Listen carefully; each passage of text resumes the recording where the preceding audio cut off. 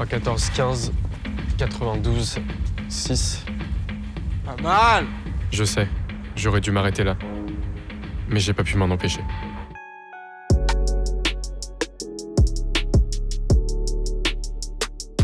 Le bizutage est un délit puni de 6 mois d'emprisonnement et de 7 500 € d'amende. Mais à l'école en sciences informatiques, une école d'élite qu'intègre Lucas, on est au-dessus de tout ça. Et Lucas subit un bizutage franchement dégradant. Forcé à boire par un groupe de petits sadiques, il avale une bière allongée à la piste. Une séquence dûment filmée par les portables environnement, largement partagée sur le campus, ce qui lui promet un beau destin de pestiféré. Mais Lucas, interprété par Théo Fernandez, qu'on a vu chez Les Tuches ou dans le rôle de Gaston Lagaffe, est un vrai petit génie de l'informatique. Et alors, il fomente une vengeance qui va, elle aussi, passer par les réseaux.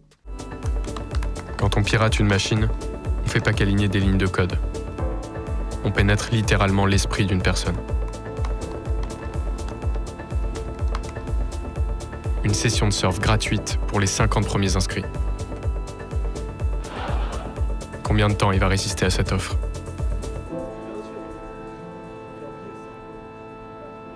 Il devrait cliquer sur le lien dans 5, 4, 3, 2, 1. Vous venez de l'entendre, l'action progresse à la voix intérieure de Lucas. On comprend la nécessité ici du procédé. Le stalking, ou la traque sur Internet si vous préférez, est par définition une activité silencieuse et statique, pas pratique à filmer, alors que dans la tête de Lucas, ça va à toute vitesse. Et si Erzige nous avait donné la réponse à sa propre devinette ? Alice courut après le lapin et tomba dans son terrier.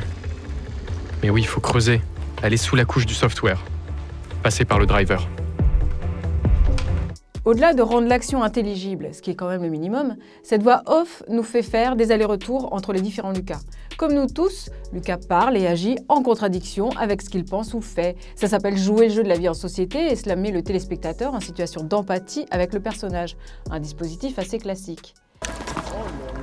Putain, mais fais gaffe! T'arrêtes de phaser là? C'est chaud. C'est bon, je peux pas porter plainte. Mais au fur et à mesure des épisodes, l'intimité que l'on développe avec le personnage devient étouffante.